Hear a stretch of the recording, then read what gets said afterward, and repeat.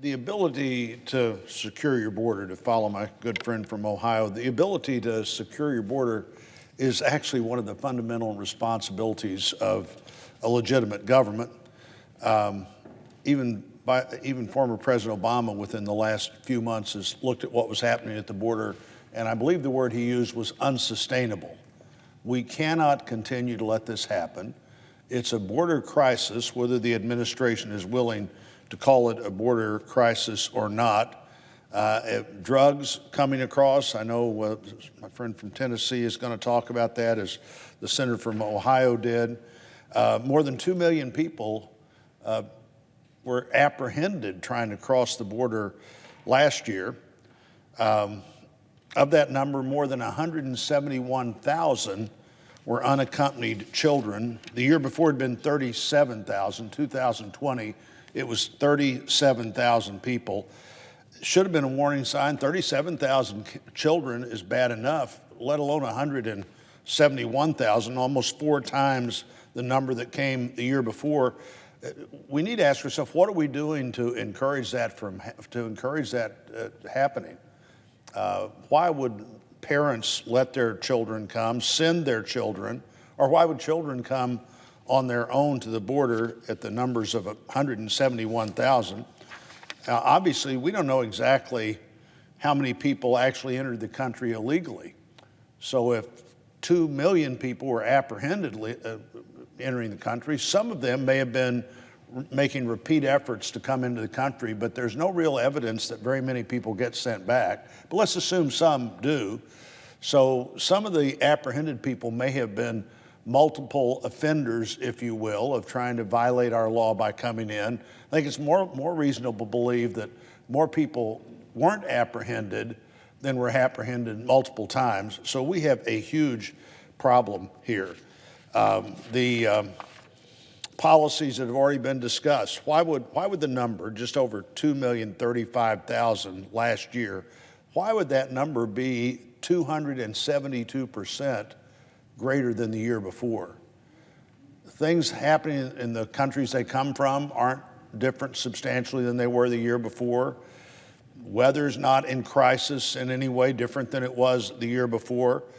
So let's look at day one of the Biden administration, where one of the first decisions is we're going to stop building the barrier that's in process of being built.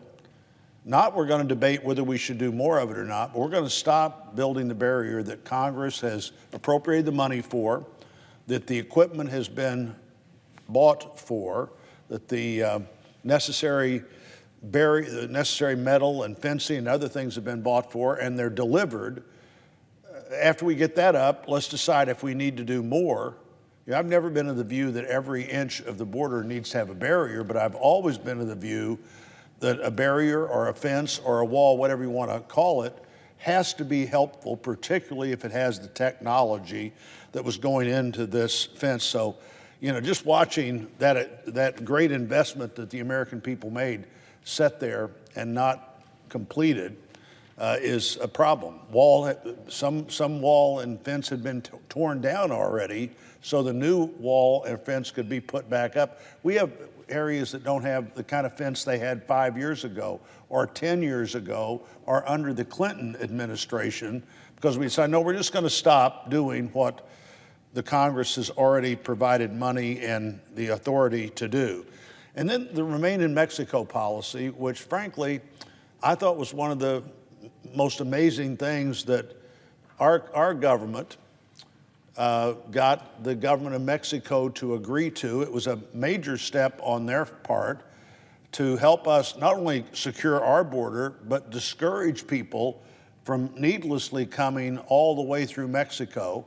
Most of our immigrants are not Mexican immigrants anymore. They're Central American immigrants. They're the immigrants that others have talked about today from all over the world, but they come through Mexico, and Mexico doesn't like that either.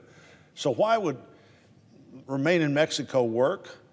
Remain in Mexico was working because people, when they see that they're not going to be let loose in the United States or delivered somewhere in the United States and told to come back 90 days or 5 years later, when they see that's not going to happen and they talk to anybody who understands the law, 9 out of 10 of them know that they have no chance for an asylum claim, and they're in Mexico.